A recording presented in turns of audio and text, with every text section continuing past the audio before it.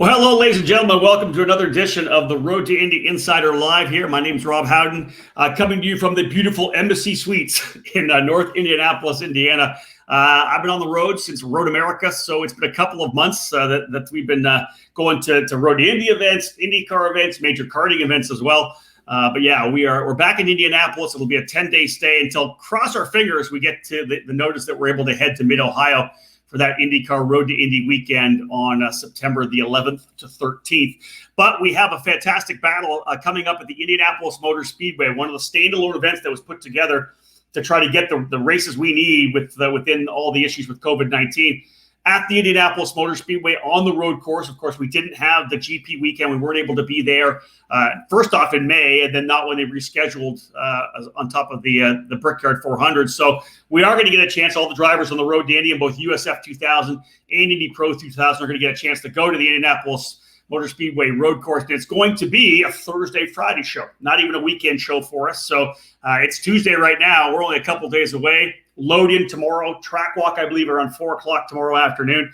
So there's a lot of drivers who have never been to the Speedway before, who have never had a chance to race at IMS on the road course. And in fact, 3 of them joining me here today. Guests coming in today, of course, all kind of topical based on what's happened over the last couple of days. Devlin De Francesco from Andretti Steinbrenner Autosport is going to join me, coming off a massive victory at World Wide Technology Raceway on the oval. He's getting that win to kind of expand his point lead a bit in the championship. So a great run for Devlin, green to checker victory. Plus 2 new drivers coming into the USF 2000 program. They'll make their debut here this particular week, Thursday and Friday, with Legacy Autosport. Michael Myers is joining me, and Simon Sikes will join us as well here later on in the show. So this is a good one. This is a packed one, and really an opportunity to get a chance to meet 3 people that we haven't seen on the road to Indy for the last number of years. The 2 drivers, Myers and Sikes, as I said, making their debut. And De Francesco even wasn't with us until the start of the season either. So really, it's a really good opportunity to kind of meet these guys. If you have any questions, I posted it up on the comments. Let me have a look.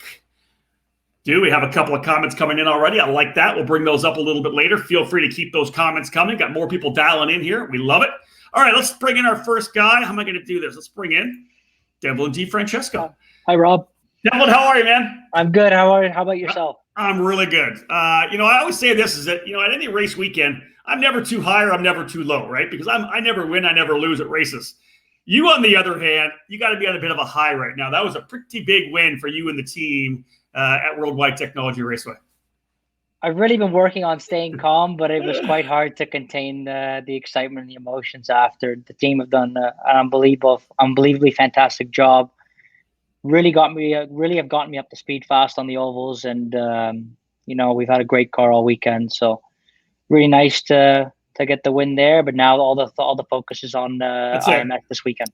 Well, one of the reasons why we do this, especially with drivers that we haven't seen on the road to Indy before, so I want to start with you on that. In fact, let me just change this around a little bit. I'll get a little bit closer. I like that.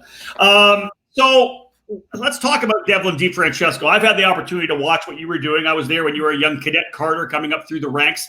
You ended up moving to Europe. Let's talk a little bit. Give me that kind of the origin story about you going racing. How did you start? What led you into karting? And then talk about you going to Italy and doing what you did in Europe first. Well, the Christmas of 2005, my dad actually bought 2 go-karts and put them under the Christmas tree back when I was in Toronto. Yeah. And he went behind my mom's back and bought them. Ooh, ouch. So, and it really turned into something quite big. Started racing, in the Brian Stewart series in Canada, and up in Sutton and Leamington. Yep. And we instantly fell in love straight away. I was in Formula Kartways with someone named Dave Tennyson, did all my practicing there with him. Yep. And did all the Canadian Championship, Canadian National Championship. We moved to Florida quite recently, quite soon thereafter. Back in 2007, the Florida Winter Tour, SCUSA, Pan American Championship, Mini Max and Micro Max, and quite soon after that went to Europe. Yeah, it got very serious very quickly. Yeah, you got right into it. Well, when you were winning races and you always had the passion for it, so you dived right into it. So you, like so many guys, you did all the karting.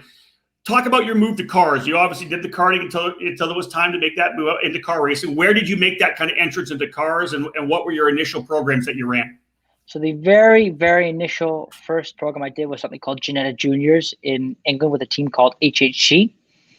Then just to learn tracks in Europe and British tracks and stuff to prepare for F4 the year after. And the very first single-seater stuff I did was the TRS Toyota Racing Series in New Zealand. Yeah. So sort of sent there on my own at 16 years old. By yourself? Well, I had my manager with me back then, a guy who looked after me for a long time. We're both very young. He was very young as well. And 6 weeks there in New Zealand, it was a lot of fun. One of the best experiences I had, and some really good memories there. And raced against a lot of great guys. And obviously, when you look at the drivers who have worked their way to Formula One, or even to come back here, of course, as well, to run IndyCar, you did the Euro Formula Open Series. You jumped in, as you said. Did you do any F4 racing? I can't remember. Did you do a full season F4? So I did a season of F4 with Carlin. Finished 5th in the standings there. Had 3 wins, and did almost a full season of the Italian F4 with a team called Mucca Motorsport. Carlin Motorsports, obviously one of the legendary names. So you're part of that big list, right? Takuma Sato's in there, but you're a part of the list. What was it like running for Carlin? What were your thoughts? Of course, early on in your career too. They are a fantastic organization. Really, they they really taught me the ropes quite quickly. That's who I learned. Where I learned everything from. I had some great engineers there, great people there, and I'll never forget where everything started. Yeah. So obviously that you're moving up the ranks. The focus is potentially, maybe we can make it to Formula One, whatever it may be. You end up getting to the FIA Formula 3 program. Talk about your time in F3. Well, the very initial F3 program, the Euro Formula Open, was with Carlin. It was with the same people who I had in F4. So it was nice to have that continuity. Finished 3rd in the series there, won Spanish Formula 3. And it was nice to be a race winner. And then the year after that, we did a couple races in FIA F3, but then straight to GP3 with MP Motorsport. That was a big step, and hugely enjoyable to be racing on F1 weekends. And I can imagine that would obviously get everybody in the road to Indy getting a chance to run on the IndyCar weekends. Well, what was it like to be part of an F1 weekend? That was special, to be part of an F1 weekend. Great tracks and the whole environment. It is quite spectacular for sure. So you decide to make the move over here back home. Let's put it that way, right? Back into North America. You live down in Miami, Florida, as you said. What was the motivation for you to change course from where you were in Europe to say, I'm going to go back into the road to Indy? You were supposed to run Indy Lights this year. Let's bring that up. Because Indy Lights had a hiatus, you ended up coming back to run Indy Pro 2000. What was the motivation to come back to the U.S.?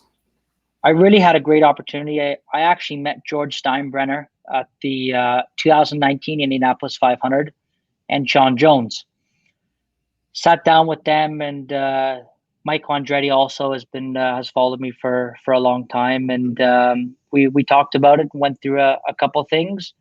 And due to the pandemic and everything, the deal came together, and I wound myself up with an amazing group of people here in the U.S., the Andretti Steinbrenner guys. Yeah, there's obviously a great group. We're really fortunate to have George with us, a young guy with a lot of passion for the sport, connection, of course, with Colton Herta, brought him into Indy Lights. So you make this transition over again, folks, talking here with Devlin De Francesco, the most recent winner in Indy Pro 2000.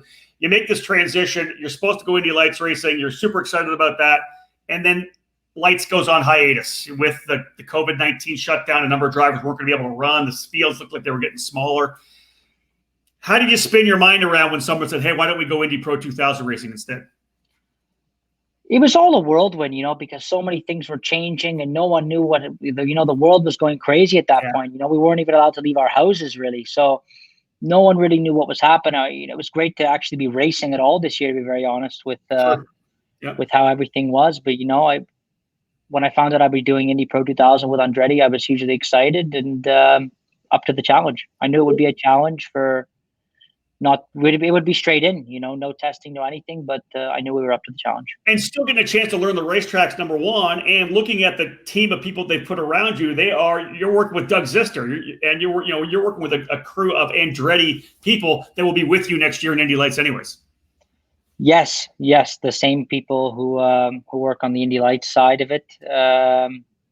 Truly great people, so much experience on ovals. They've really given me their full support, and this team has really rallied around me, and I really am so thankful to Michael and Sean Jones and George and all these guys for giving me this opportunity. So we'll kind of fast forward our way through the start of the season before we get to the race that you just won at World Wide Technology Raceway. Into the deep end, no testing really, right into this new car. You end up running at Road America, and a couple of good finishes at Road America. Tell me how things went from the get-go at the start of the season. We had a very good car, I have to say, in Road America. Straight in, we had the balance was quite good. Qualifying on the front row there, and getting the pole there was hugely satisfying. But you liked that racetrack too, didn't you? It's amazing. It's honestly my new favorite track. Road America really is my new favorite track. You told me that. I know. That's awesome. There's no room for error. It's all high speed, and if you have an error, you're going to end up in the wall somewhere. So really high risk, high reward kind of place. No doubt. So let's go into the ovals now, because you had a good run. You came on kind of the second half of the Freedom 90 at Lucas Oil Raceway, and were able to get a couple spots late to get to P4, almost a podium. And then you go to World Wide Technology Raceway. You had what? Two days in the car, and then 2 days in the car, 3 days in the car, 4 days in the car. You guys rolled off the trailer in really good shape at that racetrack. It's a mile and a quarter. It's a fast racetrack, as you know. How good was it to come off the trailer with a car you can get comfortable with? That's hugely relieving for a driver. Not relieving it. It gives the driver a lot of confidence for sure, because the oval, very high speed kind of stuff. The wall's not too far away, so But I have full faith in the Andretti Steinmeier guys that I knew they would deliver a package very strong. So to roll off the trail with something that good was hugely satisfying going into the weekend, and confidence building, that's for sure. Let's talk about the race. Green to checker. No one really able to challenge it. At the very end, Braden Eves, once he got by, I think if he had got by Artem Petrov, you may have had a bit of a battle. But otherwise, man, you didn't put a wheel wrong. That had to be confidence inspiring as well. Momentum going into this weekend, knowing that you just hit the marks for the entire 55-lap race. No, for sure. I knew we'd be stronger in the race as well after qualifying, because in the testing, that's really what we focused on was the race balance and how the balance evolved over the long runs. So, and we generally ran with a lot of fuel. So I really was confident for the race, and we tried a few downforce levels in the warm up, and we were quite confident with what we went in with. So really, really, again, huge props to those guys, and can't express how thankful I am. How much pressure does this take off you getting that first win? There never really was any pressure, to be very honest with you. I have such a great group of sponsors, team of people around me who've been supporting me. So to be able to give back is huge. It's more of a rewarding feeling, to be very honest with you, than a relief. One of the interesting things, let's start looking forward now to this particular Thursday and Friday at the Indianapolis Motor Speedway. I have 3 guests joining me here, and not one of you drivers has ever driven at the Indianapolis Motor Speedway, which is nuts. How excited are you about getting a chance to finally roll out there onto the racetrack? Well, I've done a lot of laps virtually, on the AI simulator, in the virtual world with all the esports stuff during the pandemic, with those guys and the events hosted by Engine Media. The hugely competitive esports events that's been put on there. But real life, to be driving there is something I really can't wait for. I'm very excited for it. Let's give you an opportunity. We'll let you go in a couple seconds, or bring you back at the end of the broadcast if you want to stay with us. Who do you want to thank right now? Because who puts your program together? I guess I want to give you the opportunity to talk about who it is that works together with you, partners, whoever it may be, that allows you to be here. Well, it's a big team of people. Engine Media, the biggest media and esports company really in the world right now, who has been supporting me massively. AS Simulators, who hugely successful simulator company. They ran the Ferrari Driver Academy for 10 years. They've supplied simulators to all the top teams in Europe. Pure Canna, CBD, a CBD company product. CBD product, who for pain, inflammation, those sorts of things. I use their topical products when I'm sore after races and workouts. Hugely amazing products there. Simply Mac, one of the biggest Apple supply chains you can find, other than Apple, of course. Yeah. So I really have some great partners around me, and hugely thankful for them. Did you not have Kamoa on the side of the car? Kamoa as well. Kamoa, they came on board through AIS actually. Okay. Kamoa came on board through AIS. Through Anton, they've been very involved in our esports stuff with Fernando Alonso, and they've been looking to expand into the US, and it was great to have them on board and get the first win with them. Maybe they brought the luck for last weekend. That's going to say, maybe that's the luck. Hey, listen, Devlin De Francesco, I appreciate you joining me. Feel free to stay around to the end. We'll have a little round table if you want at the end. Otherwise, if you want to take off, that's fine. I appreciate you joining me here on the Insider Live. And dude, you get the point lead going to Indianapolis. That's big.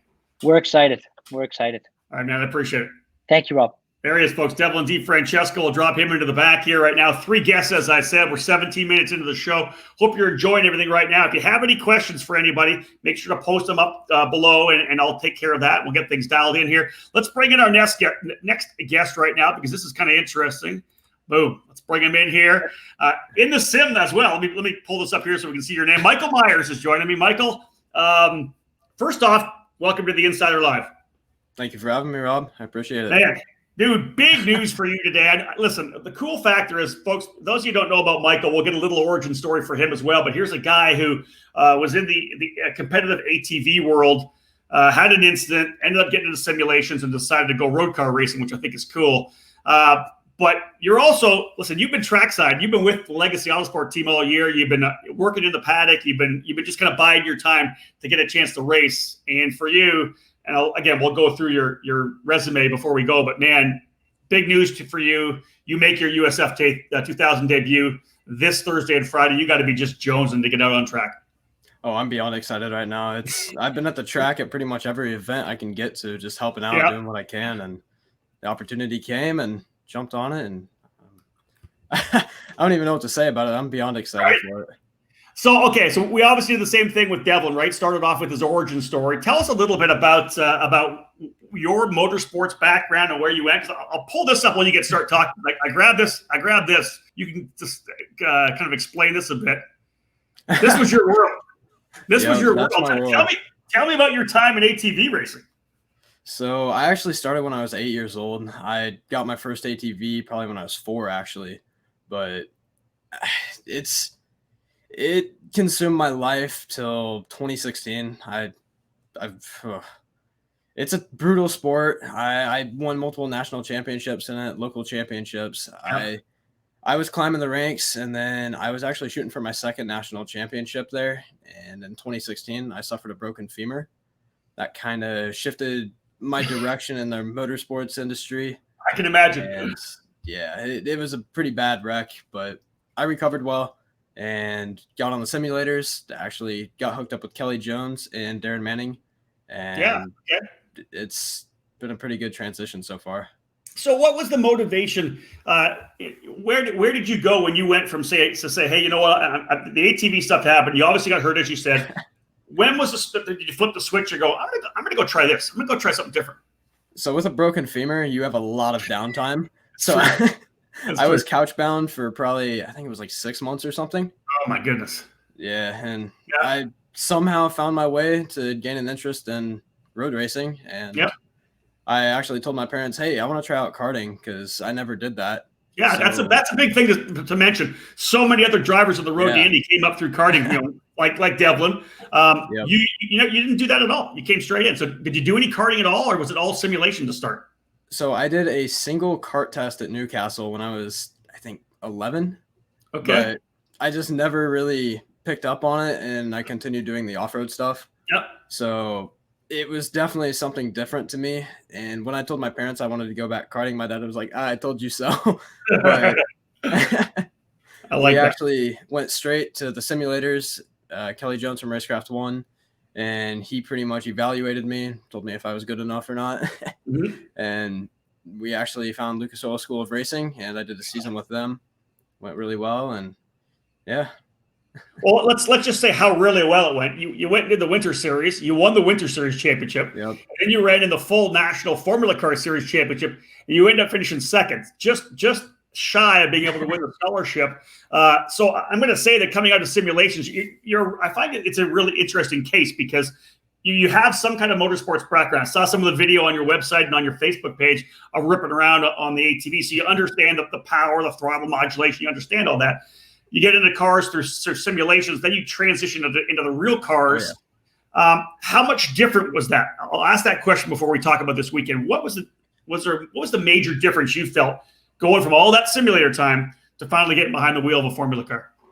It was wild, but the simulator actually translated pretty well. Okay. So obviously you're missing some of the feelings like the wind, the smells, the feel of the car. You're not getting shake around constantly unless you're in a motion sim, but true. The transition was pretty smooth, honestly, because I got the basics down on the simulator.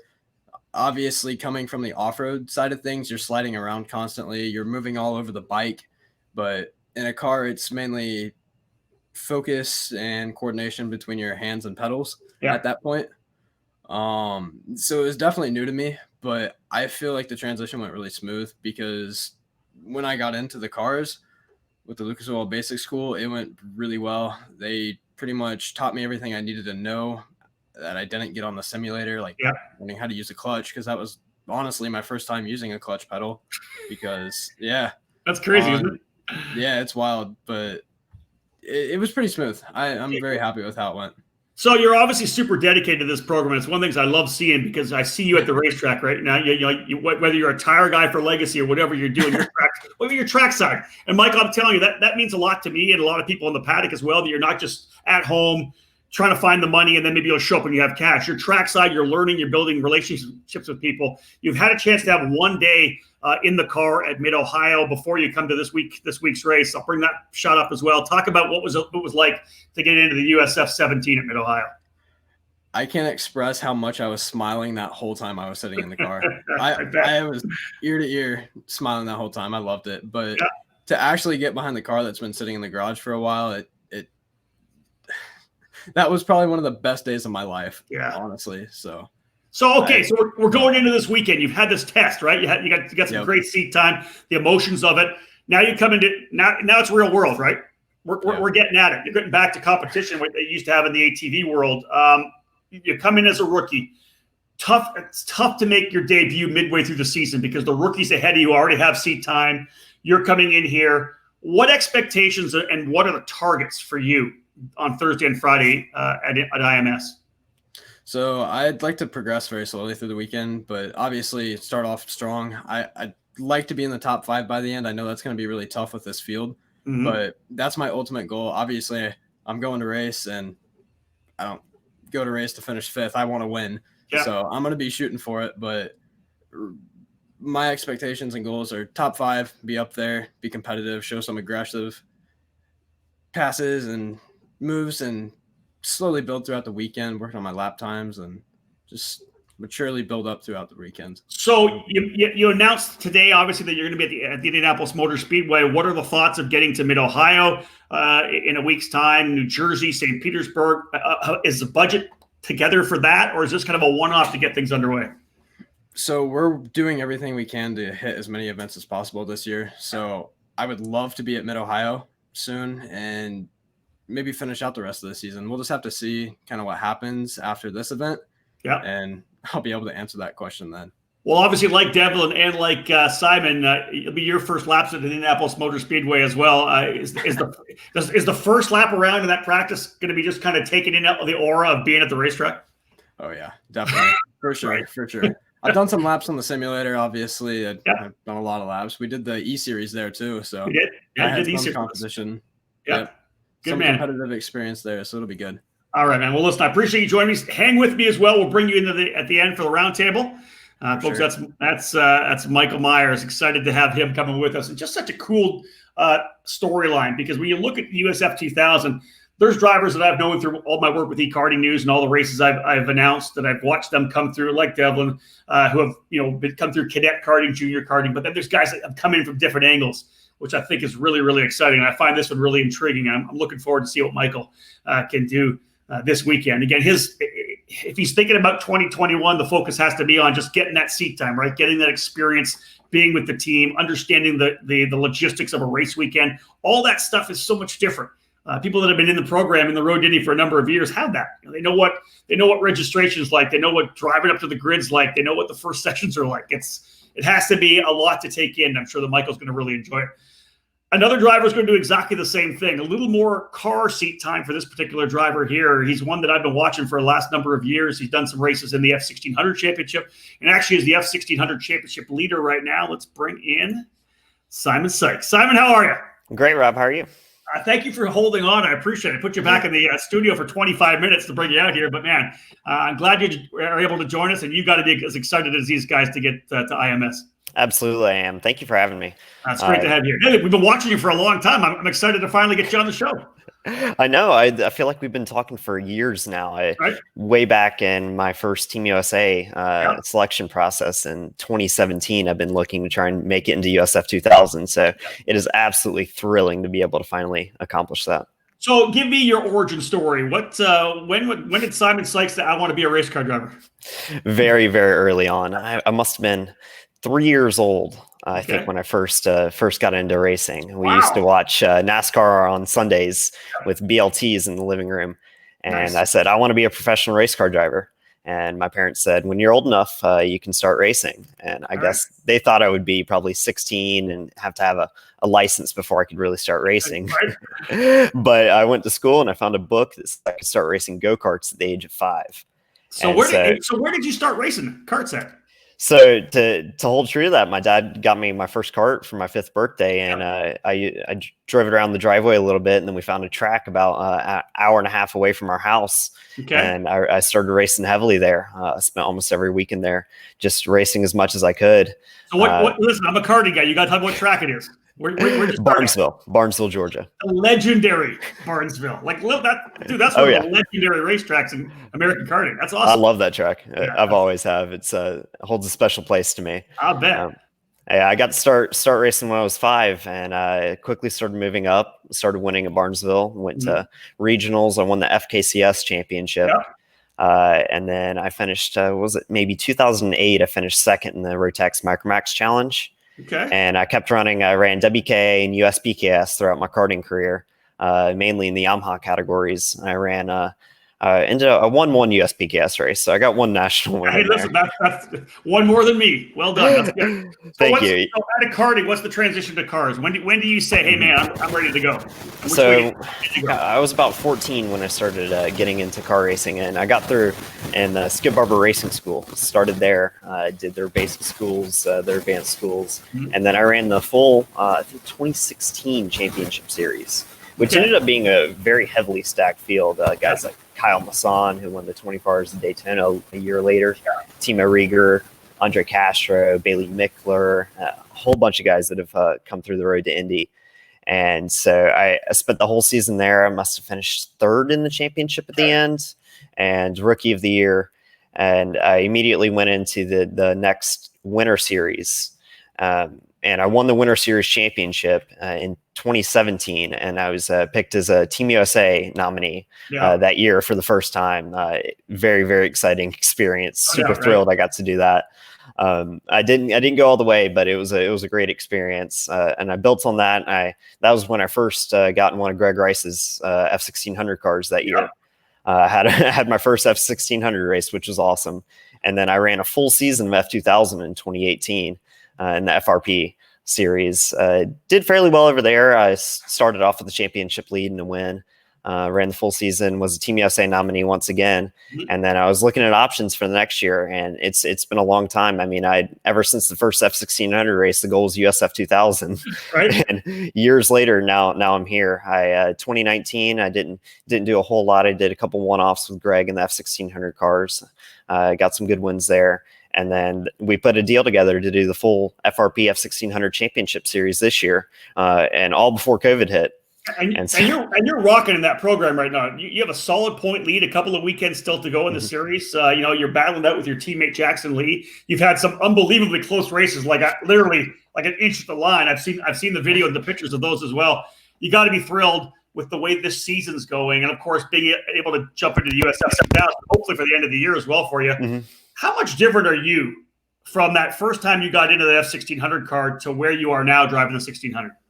I'd say much different, just based on experience. I mean, my driving style is the same as it was years ago, but building on the experience I have, I was able to take that into the first weekend of this season and sweep the whole weekend with wins by more than 7 seconds each. So it's really the comfort in the car that I was able to build and really get to a place where the car and I were one. Okay. And have had a really good season so far. I've won at least once in every single event I've run this year. That's big. It's been awesome. It's been a great year, and topped it off with some quarantine sim racing, as you know. Well, we'll talk. Trust me, I'm going to come to that in a second. Let's talk about now moving into this Thursday and Friday, Indianapolis Motor Speedway. Devlin's never raced there. Michael's never raced there. But at least they've been there. You literally have never driven under the bridge, under the tunnel to come out into the Indianapolis Motor Speedway. This is going to be a lot to take on tomorrow when you get to the racetrack. Absolutely. I'm 19 years old. I've been racing for 14 years, and never once have I been to the Indianapolis Motor Speedway. It's crazy. It's ridiculous, but I'm ecstatic to finally be able to go. So let's talk about how this deal came together. That's one thing I want to talk about. We know that Michael spent some time with the team throughout the year trying to put a ride together. You're obviously running with Greg Rice and Rice Race Prep in their cars in the F1600 program. How did this come together for you to end up being at IMS? So honestly, with the great start of the season we had, I was looking at options for next year. I'm like, how am I gonna make this happen? It's almost impossible task of building that budget for a season of USF. And so I just kept building on my wins. And at VIR, I was talking to Johnny Baker, who I've known for a while as RTI development manager. And I knew him way back when he was working with Team Pelfrey. And he said, let's make it happen. Let's get you in a USF car. I'll help you any way I can. And so he actually had been talking to Will Marotti, who had contacted him interested in putting a USF program together. And Marotti, this is his first year in USF 2000. He had previously partnered with the Oriole Servia in the 100th running of the Indianapolis 500.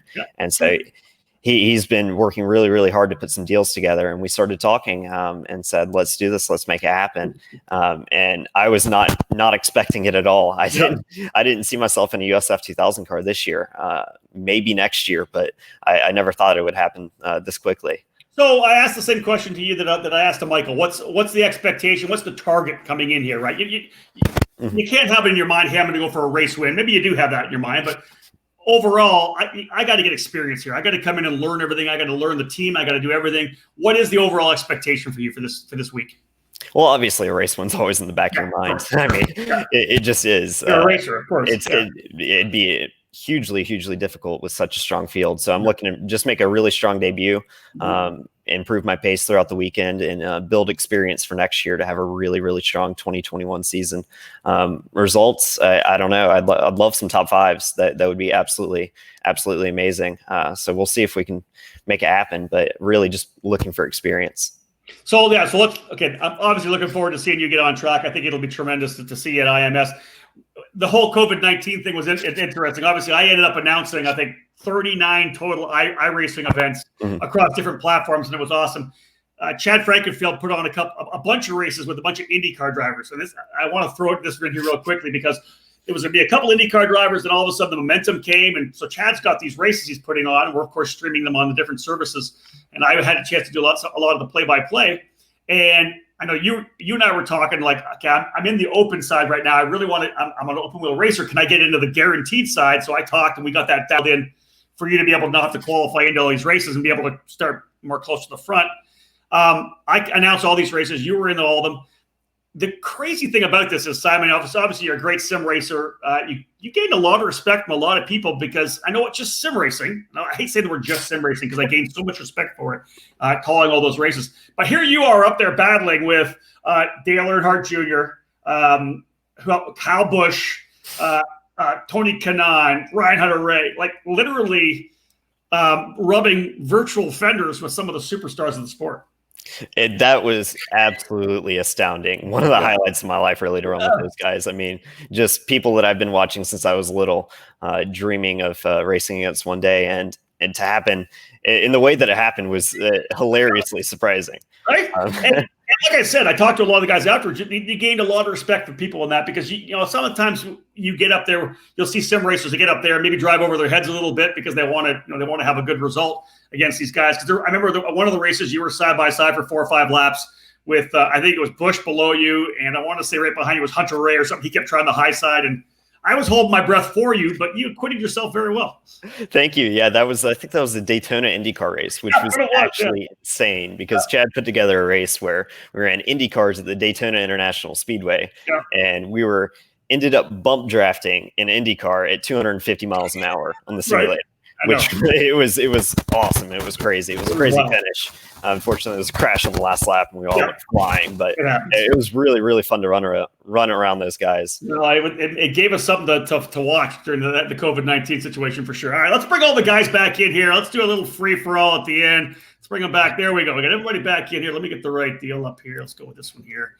Guys, we're back in. We'll go around the horn. Let's start with you, Devlin De Francesco, first. You come into this event at Indianapolis on the road course with a lot of momentum. You had a really good run to 4th at Lucas Oil Raceway. You get the ovals done with a big victory at World Wide Technology Raceway as well. Can you tell me a little bit about the momentum and the confidence of your team? I would have to think, even though it was kind of, I don't want to use the word thrown together, but they grabbed guys and brought them together for this Indy Pro 2000 team. I got to think you guys are gelling like crazy now moving to this particular part of the season. We've really come together strong. And as I said, the team really rallied around me and they've given me all their support, which I really am thankful for. But they've really given me a good race car. Me and Doug have worked really well together, and we've definitely made the car much better from the first race weekend. And, we've just been constantly improving and excited to start here at IMS. One question I have, and I'll wrap up with you with this. You obviously were coming over. You had the budget together. You were going to go Indy Lights racing. That doesn't happen because Indy Lights goes on a hiatus. You come back to Indy Pro 2000. You're the point leader right now. We've got, maybe 3 more weekends still to go, 4 weekends if we're lucky, right? If we get to here, Mid-Ohio, New Jersey, and then we'll be hopefully in St. Petersburg. You may end up coming out of this with a scholarship, $1 million to go run Indy Lights. That has to be something that was a surprise for you. Yes, for sure. I mean, the team have really done an outstanding job. I mean, if you told me we'd be leading the championship, when all this craziness of COVID was happening, I would have been quite, not surprised because, I mean, let's be honest, I have a great team around me, but it's definitely hugely rewarding. You could say it like that. It's definitely hugely rewarding. It's definitely been a change, a little alteration to, I think, the plans that you had for 2020. That's for sure. We'd said it before we came on that everybody else, 2020 has been horrible. It's actually been pretty good for you. It's really been great, I have to say. It's really been a tough year for a lot of people, but this has been a great year for me and for the Andretti Steinbrenner guys, for sure. I think both the other guys, I think it's a pretty good year as well. Michael, let's come to you. You've been with this team throughout the season, which I think is great. It's going to allow you to really make a kind of a seamless transition from working with the tires, doing whatever they were telling you to do to get behind the wheel. You'll be the driver this particular weekend with the team alongside Simon. How's that feel? The fact that you've been working with these guys, shoulder to shoulder, now you're going to be the guy that's in the car. Oh, it just instills even more confidence with it. These guys are great. I love working with Legacy. I've been hanging out with the engineers at all the events too, trying to see how they work and communicate with that because I've obviously never experienced anything like that before. So being able to work so closely with all the crew and pretty much everyone there, it's awesome. It's a great group of guys, and I'm excited to run with them. I like it. I think that you, again, as I said before, you showing the dedication of putting in the time trackside with the team as a grunt for the most part, just working whatever you could do, whatever it is. I think that's amazing. So good for you on that deal. I think the transition will be great. Simon, we'll wrap up this around the horn with you. You're going to the Indianapolis Motor Speedway, your first time coming under the tunnel and coming out to this amazing racetrack. Any final thoughts on going there right now? Is the track walk tomorrow afternoon something you're looking forward to as well? Absolutely. Setting foot on the track for the first time is going to be great. And so I might even try to get some simulator experience there tomorrow with the guys that are there. Try and prepare as best as I can. I really don't know what to expect. First time doing all of this, so I'm just thrilled to be there. Anybody you have coming to coach with you, or do you have a particular spotter that you might be working with? I'm working with Will Marotti and his crew. It's a technical partnership with Legacy Autosport. And so I did a test with them last week at Putnam Park, and I worked really well. Tim Shank was a great mechanic the whole way through. And so I'm just looking forward to working with those guys again and see what we can do. Here's a couple of questions that we did have. We had one from Elaine St. Clair. She said, for Michael and Simon, is this just a one-off, or will you be driving again in USF 2000 this year? Michael, we kind of touched that first and foremost, but the goal is to try to see if you can do more races, correct? Yeah, I'd love to finish out the season. Yeah, okay. And what about you, Simon? Same thing? Yeah, so I think we're planning on maybe doing 1-2 more events after this season, and really just building towards the 2021 season and trying to put a full deal together for that. All right, Michael. Richie Bowen says, what have you named your race car? Is that something you do? You a guy that names your car? I got to drive it in a race to get a name for her. I like that too. I like that. Oh, wait, hold on. What the hell is this all about? Chris, are you using a new hair gel? I put something in there. I didn't want to look. I had a bedhead when I woke up, Chris. Leave me alone. You look great, Rob. I appreciate that, guys. Look at this. Elaine says, Elaine goes, she didn't even know I even had any hair. I will say this, I shaved my head during the COVID at one point. Nobody knew about that, but I had my head shaved pretty bald. It was solid. And Chris Pantani, this is for you, Devlin. I want that Yankee hat, George Michael said. So, of course, the connection between the Steinbrenners and the Yankees. I love that hat as well. And last but not least, we'll drop this out here for you guys from Legacy Autosport. Great job, guys. Can't wait to get a podium with Myers and Sikes at the race in Indy. And thank you for the awesome interviews. Rob, hey, I'll take that. I'm the best in the business. I like it. Absolutely. Guys, this was awesome. Thank you so much for joining me. And if we ever do this again, you will be able to say that I have raced at the Indianapolis Motor Speedway. Yeah. There you go. Devlin, Thank you, Rob. Devlin, Thank you, Rob. Michael, thank you. Thank you. Simon, thank you very much, buddy. Thanks, Rob. Drop these guys up. Boom, boom. Great interview, guys. Awesome to talk to two brand new racers on the road to Indy, presented by Cooper Tires, and Michael Myers and Simon Sikes. Great job for both of them. And then Devlin De Francesco, of course, has been one of the bright lights in Indy Pro 2000 this year. Scheduled to run Indy Lights. That program getting put on hiatus till next year, which is going to be big next year. But he's obviously putting on a great show to run here at Indy Pro 2000. Point leader heading to this event on Thursday and Friday at the Indianapolis Motor Speedway. Again, as always, it will be streaming on the Road to Indy TV app, IndyPro2000.com, USF2000.com. If you're watching here on Facebook, I appreciate all your comments. Thank you very much. If you're watching on YouTube, do me a favor. I think it's right over there. Give me the like button, please, and subscribe to the channel. I really would appreciate that. It's going to help get more content rolling here. And as always, I'll make this into a podcast that will be available on the Road to Indy TV app, as well as my Podbean account and the iTunes and Google Play as well. Thank you so much for joining us, folks. I do appreciate it. It is Tuesday. We are 2 days away from racing at the greatest track in the world, the Indianapolis Motor Speedway. We hope you guys tune in. Take care. Book it.